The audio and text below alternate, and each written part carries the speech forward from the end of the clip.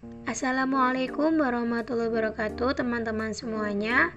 Perkenalkan, kami dari kelompok 5 mata kuliah Psikologi Bermain. Di sini kami akan mempresentasikan hasil artikel kami yang berjudul Meningkatkan Kreativitas dan Kognitif Anak Melalui Metode Bermain Puzzle. Nah, sebelumnya perkenalkan terlebih dahulu anggota dari kelompok 5. Yang pertama ada Susanti, yang kedua ada Fatima Azhara yaitu saya sendiri, yang ketiga ada Ananda Safira, dan yang keempat ada Ifrohatul Koryati. Nah, selanjutnya materi akan disampaikan oleh Ifro. Silakan Mbak Ifro. Baik, langsung saja kita masuk yang pertama, yaitu bagian abstrak. Bermain tidak hanya untuk mendapatkan kesenangan. Kegiatan bermain juga dapat mengembangkan potensi yang dimiliki oleh anak, seperti halnya dalam mengembangkan kreativitas pada anak. Menurut Piaget, kemampuan kognitif ialah hasil dari hubungan perkembangan otak dan sistem nervus serta pengalaman-pengalaman yang membantu individu untuk beradaptasi dengan lingkungannya. Kemampuan kognitif pada anak-anak dapat dikembangkan melalui kegiatan bermain yang memiliki unsur atau nilai edukatif. Permainan edukatif ini dapat membantu mengoptimalkan perkembangan anak yang disesuaikan dengan usia dan tingkat perkembangannya.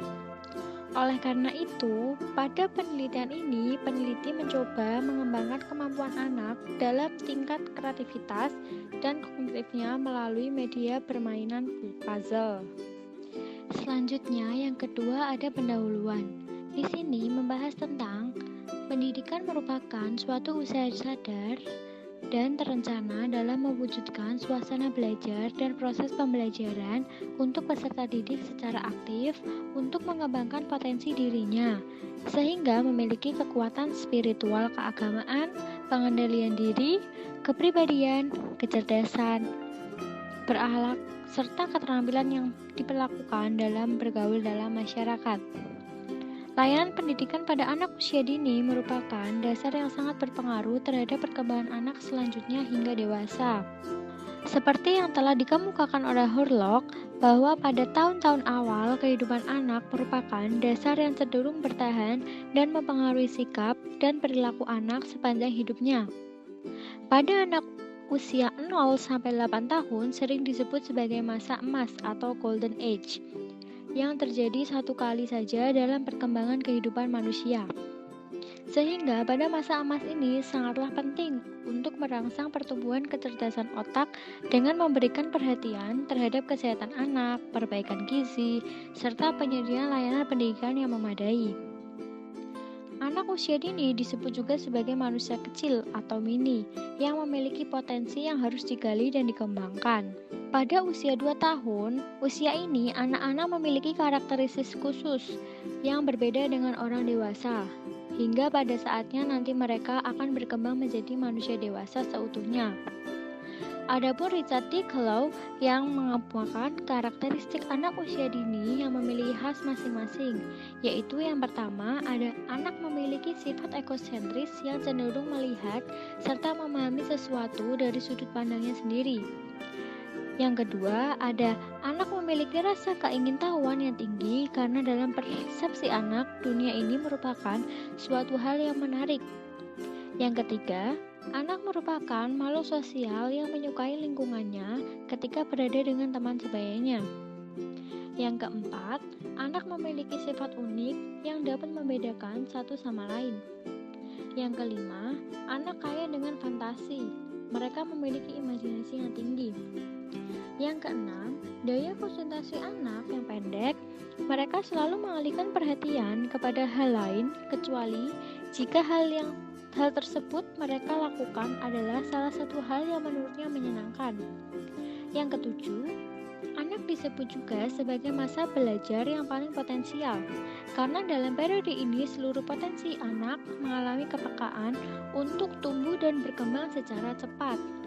Kemampuan kreativitas akan berkembang dengan baik jika diimbangi dengan kemampuan kognitif yang memadai. Karena kedua kemampuan ini saling melengkapi dan berjalan beriringan. Menurut Piaget, kemampuan kognitif ialah hasil dari hubungan perkembangan otak dan sistem nervus serta pengalaman-pengalaman yang membantu individu untuk beradaptasi dengan lingkungannya. Kemampuan kognitif pada anak dapat dikembangkan melalui kegiatan bermain yang memiliki unsur atau nilai edukatif. Permainan edukatif ini dapat membantu mengoptimalkan perkembangan anak yang disesuaikan dengan usia dan tingkat perkembangannya. Oleh karena itu, pada penelitian ini, peneliti mencoba mengembangkan kemampuan anak dalam tingkat kreativitas dan kognitifnya melalui media permainan puzzle. Permainan puzzle dipilih karena berdasarkan penelitian terdahulu bahwa permainan ini dapat membantu mengasah kemampuan kognitif pada anak. Sebelumnya, anak-anak akan diminta untuk mewarnai gambar yang sudah disediakan sesuai dengan kreativitas mereka masing-masing. Dan kemudian gambar tersebut akan dibagi menjadi beberapa bagian.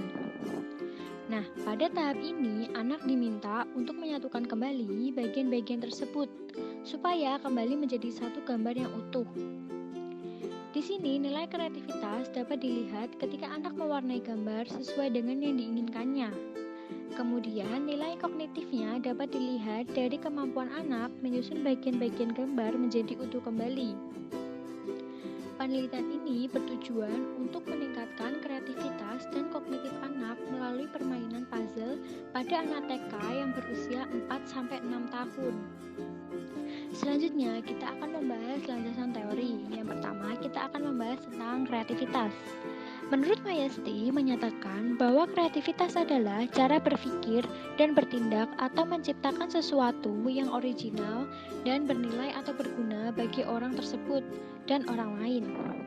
Sejalan dengan yang dikemukakan oleh Gellert, mengungkapkan bahwa kreativitas berhubungan dengan kemampuan untuk menciptakan, mengadakan, menemukan sesuatu bentuk baru dan atau untuk menghasilkan sesuatu melalui keterampilan imajinatif. Hal ini berarti kreativitas berhubungan dengan pengalaman mengekspresikan dan mengaktualisasikan identitas individu dalam bentuk terpadu dalam hubungan dengan diri sendiri, dengan alam, dan orang lain. Nah, pada intinya, kreativitas adalah kemampuan seseorang untuk melahirkan sesuatu yang baru, baik berupa gagasan maupun karya nyata, yang relatif berbeda dengan apa yang telah ada sebelumnya. Selaras dengan yang dikemukakan oleh Moreno dan Slameto, yang penting dalam kreativitas ini bukanlah penemuan sesuatu yang belum pernah diketahui orang sebelumnya, melainkan bahwa produk kreativitas itu merupakan sesuatu yang baru bagi diri sendiri dan tidak harus merupakan sesuatu yang baru bagi orang lain atau dunia pada umumnya. Dengan demikian, dapat disimpulkan kreativitas ialah kemampuan yang dimiliki oleh seseorang untuk menghasilkan sesuatu, ide, atau produk yang baru atau original yang memiliki nilai kegunaan, di mana hasil dari ide atau produk tersebut diperoleh melalui proses kegiatan imajinatif atau sintetis pemikiran yang hasilnya bukan hanya perangkuman, tetapi mencakup pembentukan pola baru dan gabungan informasi yang diperoleh dari pengalaman sebelumnya. Penjelasan materi yang berikutnya yaitu mengenai indikator kreativitas pada anak usia dini. Adapun beberapa indikatornya yaitu meliputi yang pertama, membentuk minat yang kuat dan percaya diri dalam segala kegiatan. Yang kedua adalah asyik dan larut dalam beberapa kegiatan. Yang ketiga adalah memperhatikan keingintahuan. Yang keempat yaitu melakukan hal-hal baru dengan caranya sendiri. Yang terakhir yaitu yang kelima, menggabungkan hal-hal atau ide-ide dengan cara yang baru. Nah, dari ciri-ciri yang telah dijelaskan tadi, akan ada hal yang dapat membantu kita selaku sebagai orang tua atau pendidik untuk mengidentifikasi anak atau peserta didik, sehingga kreativitas yang terdapat di dalam dirinya dapat dikembangkan secara optimal. Nah, kemudian kita lanjut ke materi yang berikutnya yaitu mengenai faktor pendukung dan penghambat kreativitas pada anak. Untuk faktor pendukungnya, ternyata dapat dibedakan menjadi dua, yaitu faktor internal dan faktor eksternal. Nah, untuk faktor internalnya sendiri ternyata ada beberapa faktor juga, yaitu yang pertama adalah keterbukaan terhadap pengalaman dan rangsangan dari luar atau dalam individu. Kemudian ada juga evaluasi internal, yaitu kemampuan individu dalam menilai produk yang dihasilkan ciptaan seseorang ditentukan oleh dirinya sendiri, bukan karena kritik dan pujian dari orang lain. Kemudian ada kemampuan untuk bermain dan mengadakan eksplorasi terhadap unsur-unsur, bentuk-bentuk, konsep, atau membentuk kombinasi baru dari hal-hal yang sudah ada sebelumnya. Nah, jika tadi kita berbicara tentang faktor internalnya, sekarang kita akan berbicara mengenai faktor eksternal. Nah, di antara faktor eksternal yang dapat mempengaruhi perkembangan kreativitas anak, yaitu ada beberapa seperti waktu, kesempatan menyendiri, dorongan, sarana, lingkungan yang merangsang, hubungan orang tua, dan anak yang tidak posesif. Kemudian ada juga cara mendidik anak dan untuk memperoleh pengetahuan. Nah, selanjutnya yaitu mengenai faktor-faktor penghambat kreativitas. Nah, yang pertama adalah evaluasi. Salah satu syarat dalam memupuk kreativitas konstruktif adalah bahwa pendidik tidak memberikan evaluasi atau paling tidak menunda pemberian evaluasi sewaktu anak sedang asyik berkreasi. Nah, yang kedua ada hadiah. Nah, kebanyakan orang percaya bahwa memberi hadiah akan memperbaiki atau malah meningkatkan perilaku tersebut. Tapi ternyata tidak demikian. Pemberian hadiah dapat merusak memotivasi intrinsik dan mematikan kreativitas. Nah, faktor yang berikutnya adalah persaingan. Biasanya persaingan terjadi apabila anak merasa bahwa pekerjaannya akan dinilai terhadap pekerjaan siswa lain dan bahwa yang terbaik akan menerima hadiah. Yang berikutnya lagi, yaitu ada lingkungan yang membatasi. Belajar kreativitas tidak dapat ditingkatkan dalam paksaan. Sebagai anak, ia mempunyai pengalaman mengikuti sekolah yang sangat menekankan pada kedisiplinan dan hafalan semata. Dalam hal ini, peranan orang tua dan guru menjadi faktor penghambat bagi perkembangan anak apabila membatasi anak yang sebenarnya bisa anak tempuh dengan sendirinya.